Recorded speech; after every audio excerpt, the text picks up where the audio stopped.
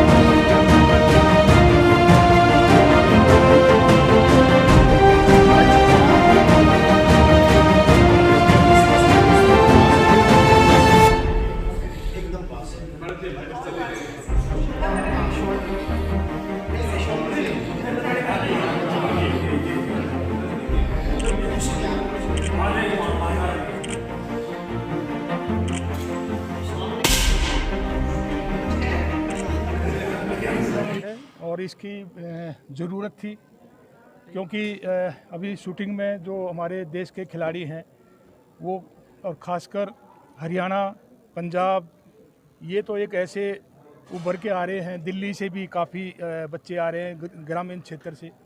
तो ये शूटिंग का इतना बेनिफिट मिलेगा क्योंकि 10 मीटर जो है, 10 मीटर में कई मेडल हैं, और जब कंपटीशन जितना ज़्यादा होता है तो उतना ही सबसे पहली चीज़ तो क्योंकि यहाँ सामने स्टेडियम है, लेकिन स्टेडियम में शूटिंग की फैसिलिटीज़ नहीं थी और सब गेम की फैसिलिटीज़ हैं।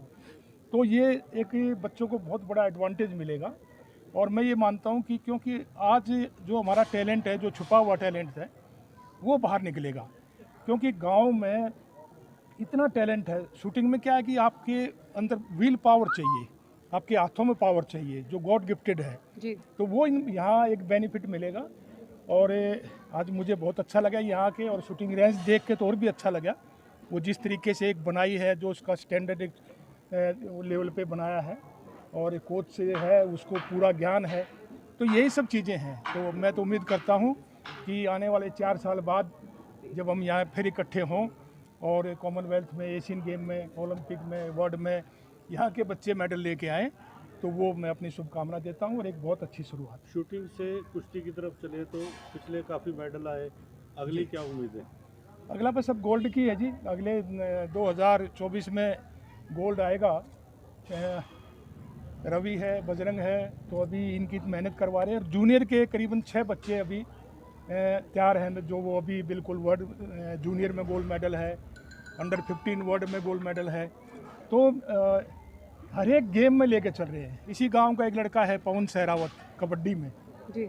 उसने पूरा लीग में उसने, हाँ तो मैं यही बता रहा हूँ। तो वो भी हमारे स्टेडियम की देन है। और यहाँ तो एक माहौल इतना अच्छा बनेगा जिससे कि ज़रूरत है अब बच्चे आगे बढ़ें और उनको मौका मिले। क्योंकि जब मैं अखाड़े में गया था पहलवानी करने, तो मैं अभी हमारे उपरमजीत जी थे, मैं उनको यही बता रहा था। अब मैं एक पेड़ के नीचे सोता था, रहने के लिए मतलब कोई सुविधा नहीं थी। रोटी अपने आप बनाते थे। आज घी खत्म हो गया, आज आटा खत्म हो गया, आज स्टोव में पिन टूट गई, आज मिट्टी का तेल नहीं मिला। मैं 67 की बात बता रहा हूँ आपको, और 6ठी क्लास में था। माँ बाप यहाँ गांव में रहते थे, कोई रिलेटिव नहीं था। आज तो इतनी अच्छी फैसिलिटीज़ हैं, तो ज़्यादा से ज़्यादा मेडल आने चाहिए, यही उम्मीद कर रहा हूँ। गोल्ड के बीच कहाँ रुकावटें हैं और कोई सुझाव? नहीं, गोल्ड आएगा जी, कोई रुकावट नहीं है। अगला गोल्ड पूरी तैयारी है, और आप सबकी और सारे देशवासियों का आशीर्वाद चाहिए, गोल्ड आएगा बिल्कुल। इस एरिया में खोलना, मुझे लगता है नवीन दहिया जी ने बहुत ही तारीफ वाला काम किया है। और उनका कंट्रीब्यूशन आई थिंक आगे हमारे यहाँ से बच्चे निकलेंगे तो वो कंट्रीब्यूशन का प्रूफ होगा। हमारे यहाँ के कॉलोनी के ऐसे घरों में शूटिंग एकेडमी खोलना, ये एक बहुत अच्छा साइन है कि इस एरिया की कण कण में स्पोर्ट्स छिपा हुआ है। अभी तो ये एरिया रेसलिंग, कबड्डी, इस तरह के गेम्स के लिए जाना जाता था। अब इस बेल्ट से हमारे शूटिंग स्टार मिलेंगे। इस होप से मैं नवीन दहिया जी को बधाई देना चाहती हूँ और उनके एफर्ट्स की बहुत तारीफ़ करना चाहती हूँ कि यहाँ पर कॉलोनी में, रेजिडेंशियल इलाके में उन्होंने जो शूटिंग एकेडमी खोली है, बच्चों को कहीं दूर नहीं जाना। उन्होंने मुझसे इसके पीछे की अपनी स्टोरी भी शेयर की कि क्यों उन्होंने यहाँ से सोचा। और उन्होंने अपने बच्चे की पढ़ाई का समय बचाने के लिए, ताकि वो पढ़ाई और स्पोर्ट्स दोनों इक्वल मेहनत से परसू कर पाए, इसलिए उन्होंने किया। लेकिन आई थिंक ये एक बच्चे की इसकी वजह से शुरुआत हुई, बट ये बहुत सारे बच्चों को मौका देगी और हमारे यहाँ से अच्छे से शूटिंग स्टार निकलेंगे और इस एकेडमी का बहुत नाम होगा। इसी विशेष के साथ मैं नवीन दहिया जी को फिर दोबारा बधाई देती हूँ और यहाँ के लोगों को कॉन्ग्रेचुलेट करती हूँ कि उन्हें इस तरह की अपॉर्चुनिटी अपने नेबरहुड में मिल रही है। अकेडमी की कैसे विचार आया, कितनी ज़रूरत है इस इलाके में? ये इस इलाके में बहुत ज़रूरत है जी। मैं अपने बेटे को लेके बाहर जाता था और उसमें काफ़ी समय लग जाता था आने जाने में, और इसी कारण मैं कहा जो फैसिलिटी हमें नहीं मिल रही वो बच्चों को देंगे। किस तरह की सुविधाएं आपने इसमें दी हैं? इसमें किस लेवल का? इसमें रहने की भी सुविधा है और हथियारों की भी सुविधा है, जो इसको बोलते हैं। तो हर प्रकार की सुविधा जो अवेलेबल होगी सारी सुविधाएं देंगे हम, किसी चीज़ की कोई कमी नहीं रखेंगे सुविधा में।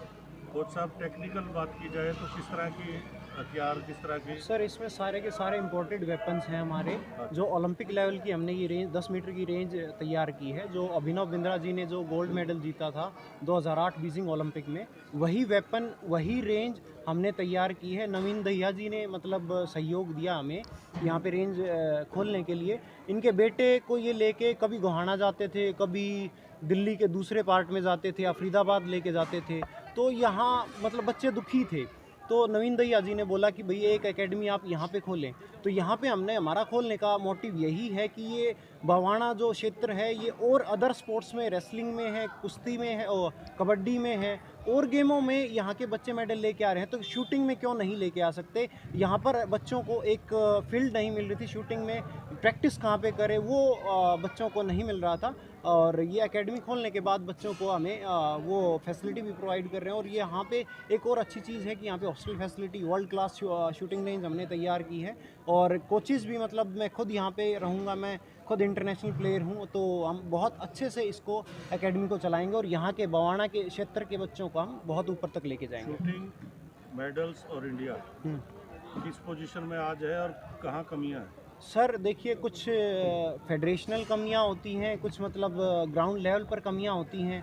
अब जो ग्राउंड लेवल की कमियां हैं हम उसको दूर कर सकते हैं, फेडरेशनल की कमियों को फेडरेशन ही देख सकती है। अभी ओलंपिक में 2020 ओलंपिक में हमारी अच्छी हॉप थी, लेकिन वो मतलब एक आप सभी को भी पता है कि भाई एक इशू आया था मनु भाकर ने जो मतलब इशू उठाया था ओलंपिक में कि भाई उसके वेपन के साथ छेड़छाड़ किया गया है, तो वो ऐसा रहा है, उसको हम नहीं बोल सकते। हम तो ग्राउंड लेवल पे खिलाड़ी तैयार करके वहाँ तक पहुँचा सकते हैं, बाकी सब आगे फेडरेशन देखे। और लेकिन पैरा ओलंपिक में बहुत अच्छा रिजल्ट आया, मनीष ने और बहुत सारे, अवनी ने बहुत अच्छे अच्छे मेडल लेके आए, पैरा में बहुत अच्छा रिजल्ट आया। आपके एक्सपीरियंस और फेडरेशन को कोई सुझाव क्या किया जाए? सर फेडरेशन को सुझाव यही है मेरा कि भाई बच्चों को, जो प्लेयर्स हैं उनको फ्री छोड़ दिया जाए, मेंटली उनको डिस्टर्ब ना किया जाए, क्योंकि ये शूटिंग एक मेंटली गेम है। मेंटली अगर उनको डिस्टर्ब किया जाएगा तो फिर प्लेयर मेडल नहीं निकाल पाएंगे। नशे का कितना आप गलत प्रभाव मानते हैं खेल के क्षेत्र में?